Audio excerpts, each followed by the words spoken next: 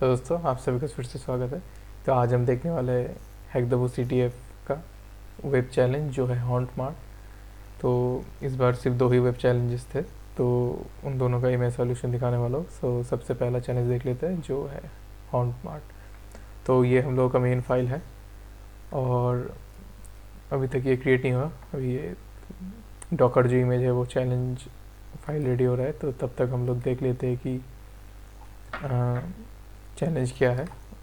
Source code दिया गया है हमको, तो ये देख लेते हैं। ये फ्लास्क एप्लीकेशन है, एक 2 वेब पॉइंट्स है, एक नॉर्मल जो स्लैश वाला है और एक API एंड पॉइंट करके जो डेकोरेटर जहाँ यूज़ होने वाला है। अगर API डेकोरेटर यूज़ हुआ तो ये API एंड पॉइंट पे जाएगा, अगर वेब यूज़ हुआ तो ये नॉर्मल इसमें जाएगा।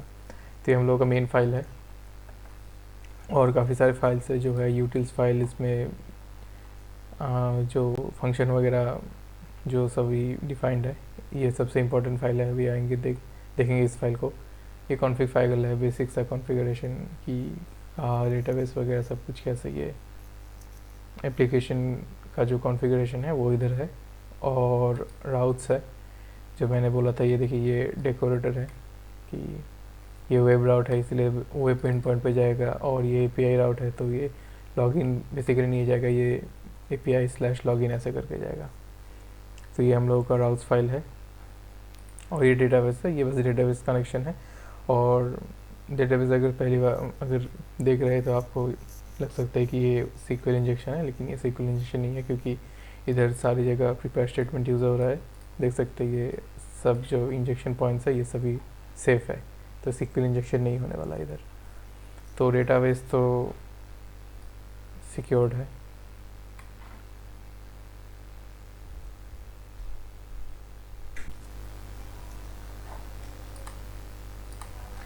तो इधर SQL इंजेक्शन तो पॉसिबल नहीं है क्योंकि प्रीपेयर स्टेटमेंट है, जैसे मैंने मेंशन किया। तो ये फाइल उतना इम्पोर्टेंट नहीं है, इसको क्लोज कर सकते हैं। ये राउट्स फाइल है। और सबसे पहले हम एप्लीकेशन देख लेते हैं।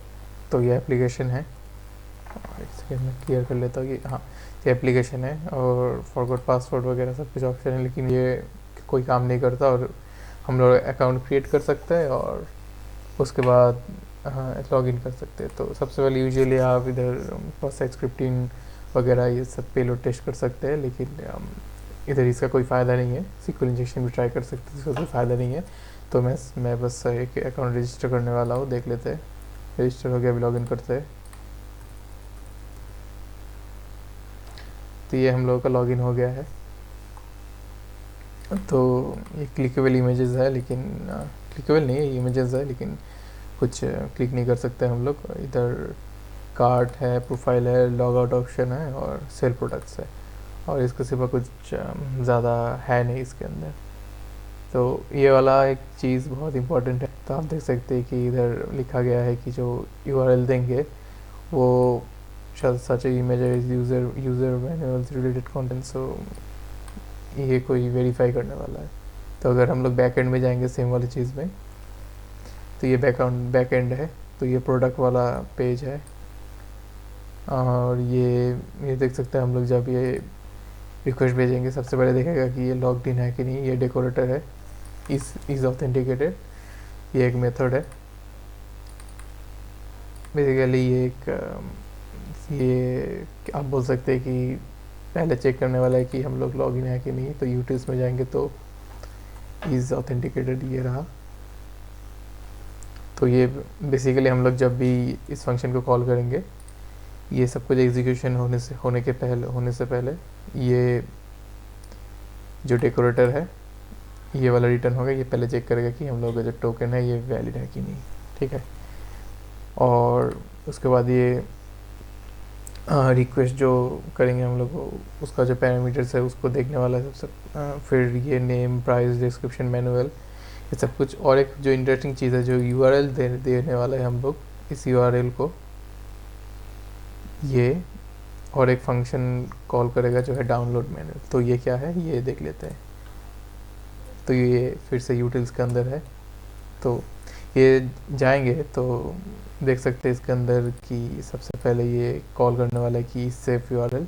अगर नहीं हुआ तो ये रिटर्न फॉल्स कर देगा। अगर ये चेक पास हो गया तो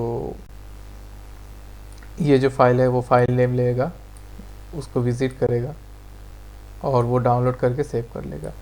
तो आप सोच सकते हैं कि शायद इधर लोकल फाइल रीड हो सकता है, या फाइल नेम का नाम चेंज करके कुछ कमांड एग्जीक्यूशन, ये सब।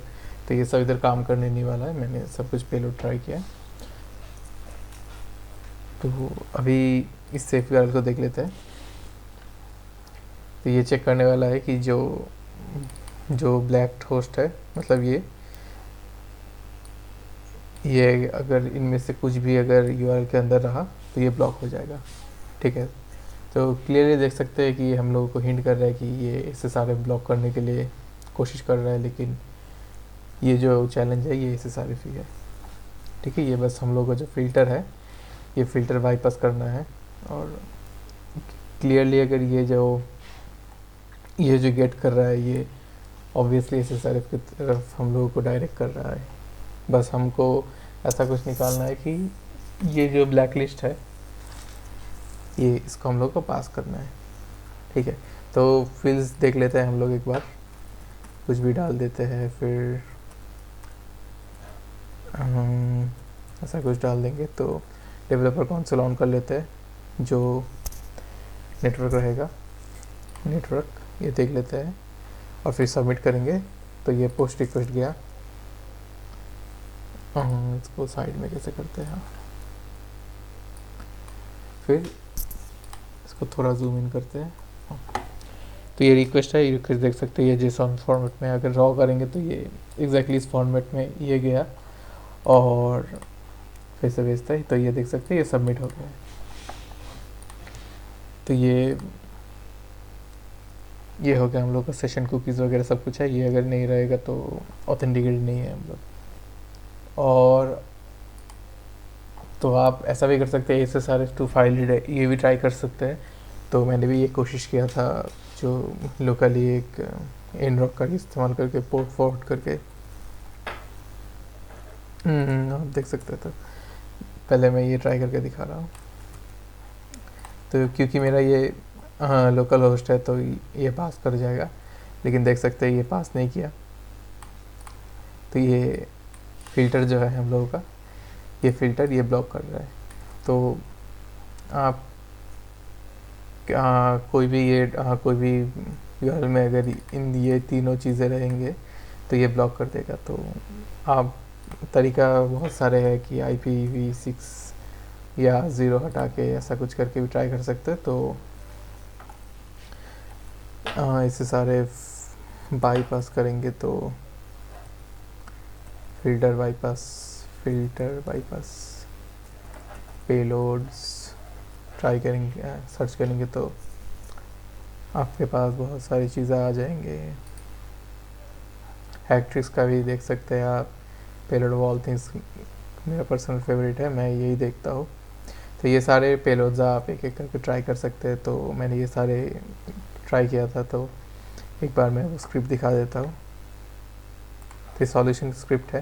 तो ये सारे जो पेलोड्स हैं मैंने ये सारे ट्राई किए, जो नॉन प्रिंटेबल कैरेक्टर्स है। ये UTF पता नहीं ये कौन सा, ये कि नहीं है। तो ये सारे आप पेलोड ट्राई कर सकते हैं। तो ये सारे इनमें से कोई भी काम नहीं करता, तो मैंने रन करके देखा है। ये इनमें से कोई भी काम नहीं करता सिवाय एक के, वो है ये वाला। तो अगर ये वाला सर्च करेंगे तो ये इधर ही, मुझे एग्जैक्टली याद नहीं मैंने ये कहाँ से लिया था, शायद हैक्ट्रिक्स के अंदर था।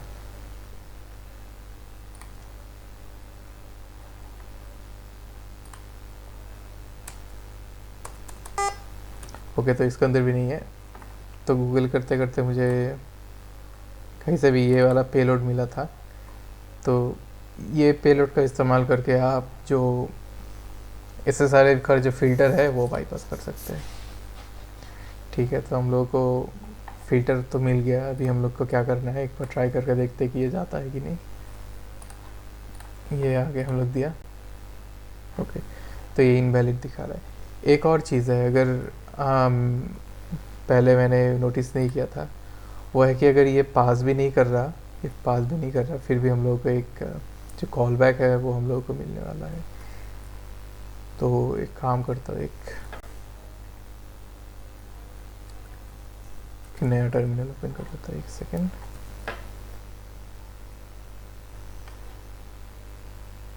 पता नहीं मेरा यू लॉन्चर जो है वो काम नहीं कर रहा काल में, ये वाला नहीं।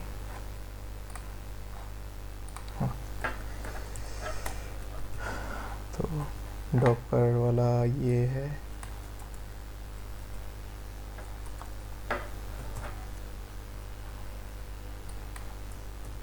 तो 1337 ये करूँगा तो रिक्वेस्ट आएगा, नहीं आया। ओके, ये 1337 नहीं, ये 8000 होने वाला है, 8000। ओके, तो ये रिक्वेस्ट आ गया हम लोग का। तो अगर हम लोग जो ये वाला मिला था, ये वाला, ये अगर मैं दूंगा तो होप करता हूँ कि हमारे पास आ जाए रिक्वेस्ट। ओके, रिक्वेस्ट नहीं आया। तो बेसिकली क्या हो रहा है, ये जो हम लोग ये जो दे रहे हैं, ये पोर्ट नंबर 1337 पे रन कर रहा है। तो ये, हाँ, तो ये लोकल होस्ट, ओके, अभी सबमिट हुआ। ओके, तो ये पोर्ट गलत हो रहा था, तो पहले मैंने सिर्फ ये दिया था। और अगर आप ये जो डॉकर फाइल देखेंगे तो 1337 एक्सपोज हो रहा है, 1337 देख सकते हैं। ये एक ही पोर्ट है जो इस कंटेनर में लिसन हो एक्सपोज हो रहा है कि जिसके साथ कम्युनिकेट कर सकते हैं वो है 1337। तो बिल्डकर में जाएंगे तो देख सकते हैं ये हम लोगों का जो 1337 पोर्ट है, वो जो कंटेनर का 1337 पोर्ट है उसके साथ मैप हो रहा है। तो इसीलिए सिर्फ 1337 ही जाने वाला था। आप ये सब भी ट्राई कर सकते हैं। ओके, ये वाला भी गया। तो बहुत सारे उपाय है कि जिसकी मदद से आप ये बाईपास कर सकते हैं। ओके, ये वाला नहीं गया, ठीक है। तो हम लोग को मिल गया कि बहुत सारे पेलोड्स है जिसकी मदद से हम लोग ये बाईपास कर सकते हैं। लेकिन मुझे याद है ये वाला मैंने यूज़ किया था स्पेसिफिकली। तो ये बस वही स्क्रिप्ट, वही पार्ट है जो मैंने ट्राई किया था कि ये जो पेलोड है मैंने उसको ऐसे किया और फिर जो API कॉल है वो किया। तो अभी हम लोग को पेलोड मिल गया है। अभी कंटिन्यू करते हैं। जो कोड है तो इससे सारे तो हम लोगों को मिल गया। अभी जो फाइल हम लोग रिक्वेस्ट करने वाला है वो हम लोग कैसे रीड कर सकते हैं वो देखते हैं। तो अगर हम लोग स्टैटिक में जाएंगे, स्टैटिक में नहीं टेम्पलेट्स में जाएंगे तो देख सकते हैं इंडेक्स में अगर ये वाला एक चीज़ है कि अगर रोल एडमिन हुआ तो फ्लैग हम लोग रेंडर करने वाले हैं। तो हमको रोल एडमिन करना है, सिर्फ SSRF से सिर्फ होने नहीं वाला है। तो वो एडमिन कैसे चेक कर रहा है, अगर हम लोग यूटिल्स में जाएंगे तो एडमिन रोल, ओके, तो रोल, तो ये जनरेट जो टोकन होने वाला है वो अपने आप से रोल जनरेट कर देगा। तो रजिस्टर जो इन पॉइंट है वो देख सकते हैं हम लोग। जब भी रजिस्टर करेंगे तो यूज़र हमेशा जो हम लोग का जो अकाउंट होगा वो यूज़र ही रहेगा, क्योंकि इधर एडमिन का कोई ऑप्शन नहीं है। तो अगर आप ये सोर्स कोड से कोड अगर ध्यान से देखेंगे तो और एक मेथड है, और एक मेथड नहीं, फंक्शन है जो है ऐड एडमिन। तो ये क्या कर रहा है, इसमें अगर हम लोग गेट रिक्वेस्ट भेजेंगे तो हम लोग का जो यूज़र है उसको ये मेक एडमिन कर देगा। तो ये कहाँ से आ रहा है, ये शायद ये इधर नहीं है, इधर भी नहीं है, ये कहाँ से आ रहा है, ओके, डेटाबेसेस में। तो डेटाबेस में ये बस जो हम लोग का यूज़र जो हम लोग भेजने वाला है उसका जो रोल है उसका एडमिन कर देगा।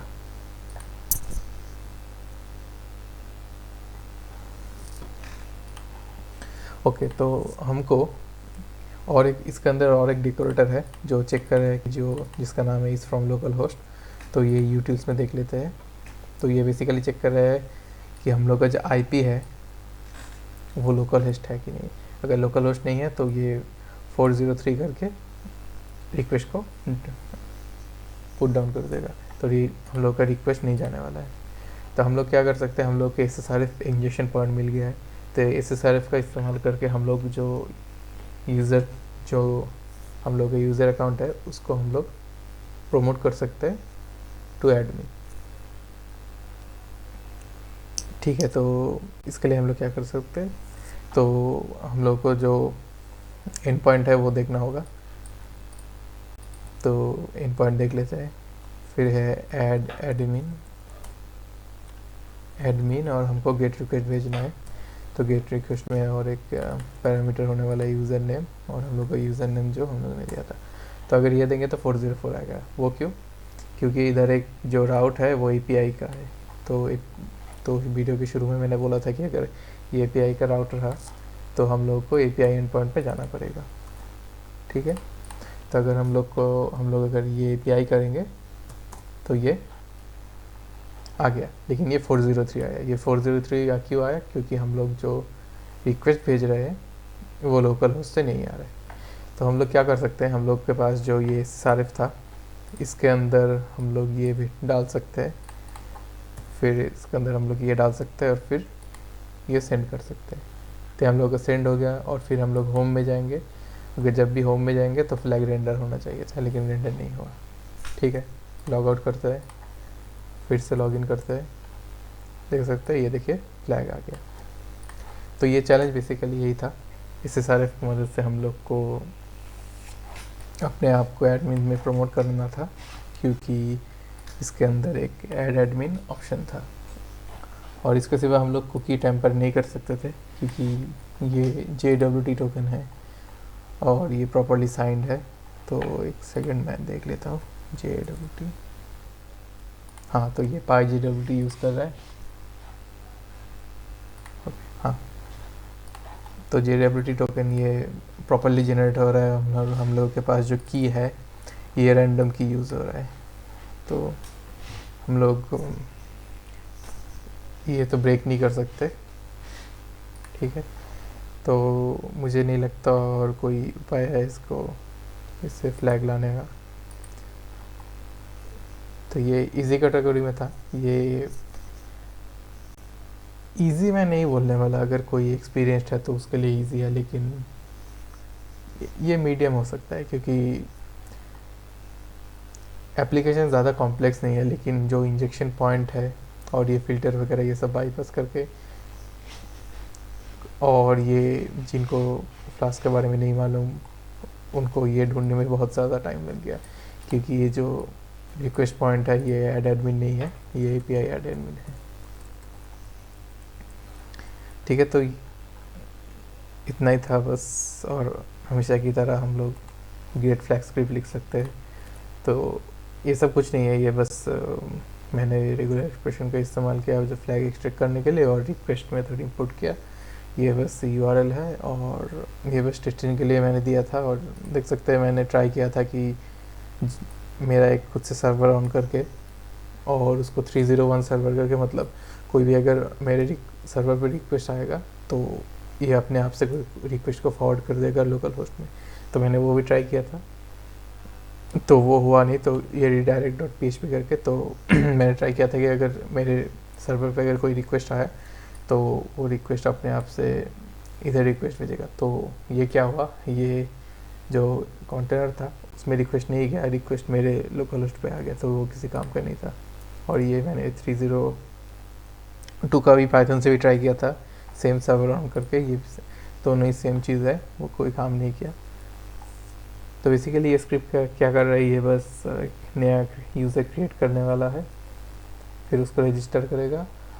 और हम लोग जो पेलोड यूज़ किए थे, ये वाला पेलोड, इसकी मदद से और एक रिक्वेस्ट भेजने वाला है और आखिर में हम लोग को फ्लैग मिल जाएगा। ठीक है, तो इस चैलेंज जो बाकी है घोस्टली टेम्पलेट्स, उसके लिए बने रहिएगा चैनल में। तो देखने के लिए शुक्रिया। चलिए मिलता है अगली वीडियो में।